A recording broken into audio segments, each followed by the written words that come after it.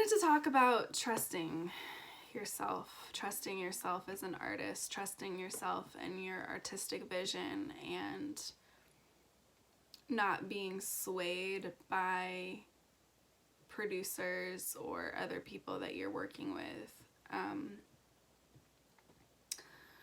Particularly for people who are highly sensitive and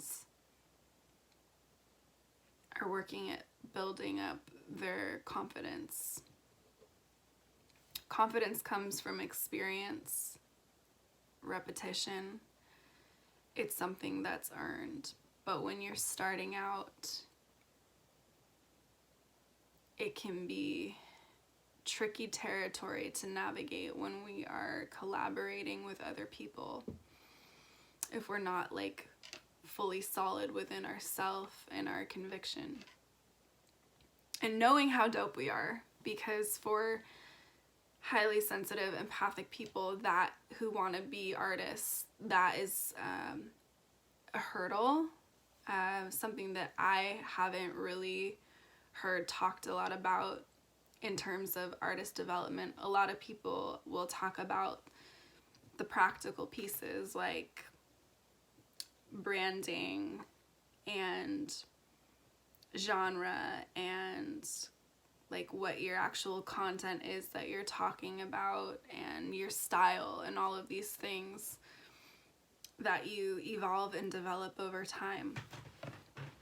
But I haven't really heard, and this is partially why I wanted to incorporate this on my channel, is that I haven't actually heard very many people talk about the psychological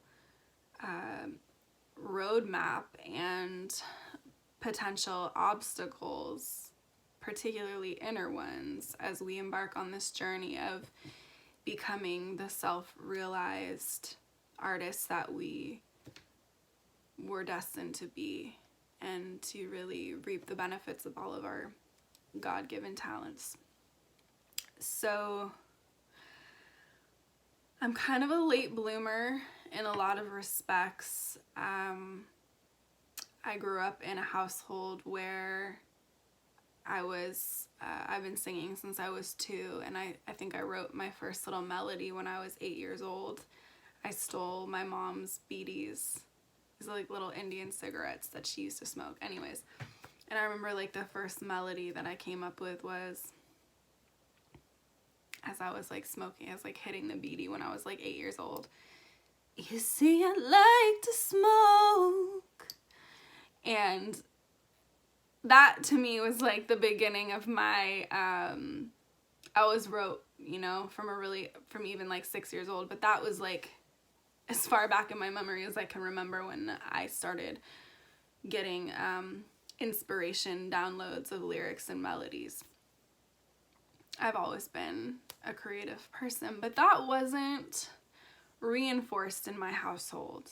My mom was a really stressed out single mom who, when she came home, she just wanted it quiet. So there would be times where I would be singing in the living room and she would tell me to stop. And that was basically like telling the core essence of who I was, my soul, to stop. So you can imagine just the inner obstacles that I've had, and I'm sure that I'm not alone, and this is why I'm bringing this information forward, because I want people to know that this is the thing. So I had a huge amount of obstacles, number of internal obstacles, in order to even get to the place where I was able to claim, this is who I am. I'm an artist. I'm an artistic soul. I'm a singer-songwriter. It took years to get to that point, to be able to claim that. And I had tried even in high school to take voice lessons and to cultivate my skills, but because I didn't have the inner discipline at the time, I never stuck with it, and I didn't have anybody around me to keep me focused.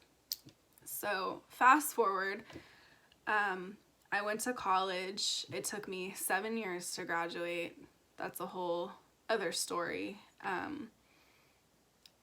Having ADD makes it being neurodiverse and having ADD makes school a bit challenging. Anyways, I really wanted to be a music major. My mom put the kibosh on that. When I graduated at 25, I decided, okay, you know what? I did what my mom wanted me to do. I'm going to pursue my dream and my passion and what I know I'm here to do. So I went trying to look for a producer to work with. Still very young and impressionable and not very confident at that time. I found a producer. I didn't really do a lot of homework or research on this person's reputation, but I was so desperate to make my album or my demo or whatever it was, just to like start getting some traction. And so I started working with this individual, and I would show them bits and pieces of like my poetry and my song ideas, and rather than helping me to kind of piece them together and come up with a right song structure, he basically told me that my ideas were fodder and just basically not valid. I didn't know at that time that I needed to be really, really careful about who I entrusted my creative ideas to, because I needed somebody who was going to be extremely, extremely compassionate and encouraging in a way that I hadn't received. So I took on this person's kind of cynicism and disapproval of my creative inspirations and my writings, and then I told this individual that I wanted to sing R&B music, and he didn't get me at all. He didn't see my soul. He didn't validate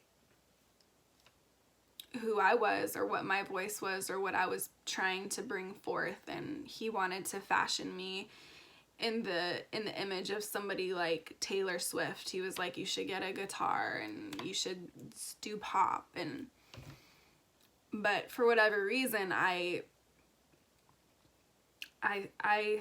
still kept working with him. Like, I feel like there was some kind of karmic lesson that I was supposed to learn in all of this. But long story short, the guy charged me like $40 an hour, and we would work for like 5 hours at a time.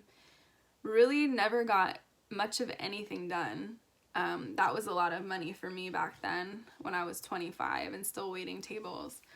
I invested a lot of time and money into working with this person, and I didn't get a product. I never came out of it with a solid product, and I walked away with feeling worse about myself and less affirmed as an artist than when I started working with him. So my reason for sharing this is if I can be a guide for people who are just beginning at their journey, you have to protect your baby. You have to protect this thing that you're trying to birth, particularly when you have been discouraged in the past and you're having trouble even believing that it's possible or that you're capable or that you deserve it. It's better to wait for the aligned person, the aligned collaborator, than to go in head first just because you're putting internal pressure on yourself to make it happen. The universe knows what your timeline is.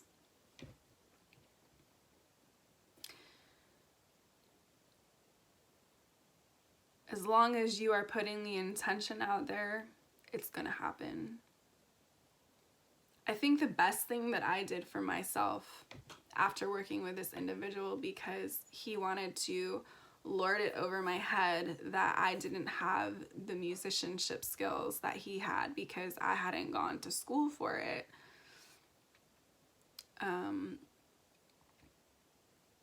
Also, I hate to sound, I don't even know if this is going to sound sexist, but, and forgive me because not all men in music do this, but a lot of them have huge egos. And this particular person actually derived like a sense of power from putting me down. The majority of people who do that, I'm sorry, I hate to say it, are men. Particularly in music, women don't do that.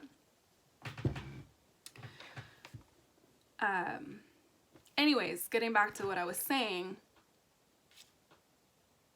because this individual like lorded it over my head that he knew, had so much more technical knowledge than I did, it actually gave me the motivation to go back to school and study theory and study ear training and studying piano and take some performing workshops and lessons. But you know what I actually learned from all of that? Not to say that, yes, technical training will make you a better musician and an artist, but you know what? I had it in me all along. I had it in me all along. Even if I had never done that,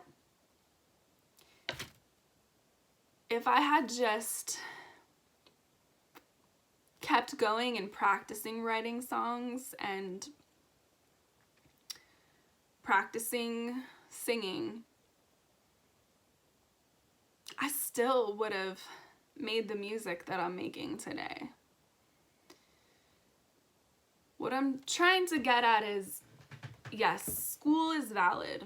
School will make you a better musician, but a lot of us, even if we never went to school, it's like we have it. We have that God-given gift. We are an artistic, musical soul. I'm glad I did it. It boosted my confidence, for sure. And I'll probably take more classes and learn more theory and all of that and get better at piano.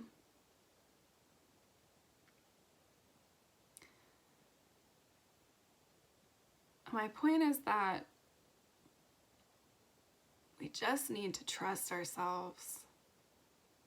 And that's hard to do when we come from tumultuous, sometimes emotionally abusive backgrounds as highly sensitive, energetically sensitive souls. So my whole point in this talk is to really be discerning with who we entrust our heart and our soul, because as artists, as artistic souls and budding artists and shadow artists who want to move from the shadow into the light, we have to really protect ourselves while we're gaining trust in ourselves and our artistic abilities and the fortitude and the confidence to really step out and be like, this is who I am, and you know what? I am talented, and you know what? I can trust my musical intuitions and ideas, even if I didn't go to Berklee School in Boston or Juilliard or wherever. I can still trust my musical ideas because they are coming from my soul and they are coming from something beyond my personality. I am channeling. I am bringing through something that is divine. You have it. You have it. You have it. You have it. You have it. And artist development is an ongoing process. The more songs you write, the better you're going to get at it. the more vocal sessions you do and the more recording sessions you do in the studio, the better you're gonna get. If you have any questions about where you personally are on your journey, I'm happy to help and assist. I'm available for consults. I can kind of guide your next steps and give you some direction and resources, but you're not alone and you have it. It's just a matter of practice and repetition and gaining that inner trust in yourself. Sourcing yourself. Hence the name of this channel. Hit the subscribe button, and I hope that you heard something that resonated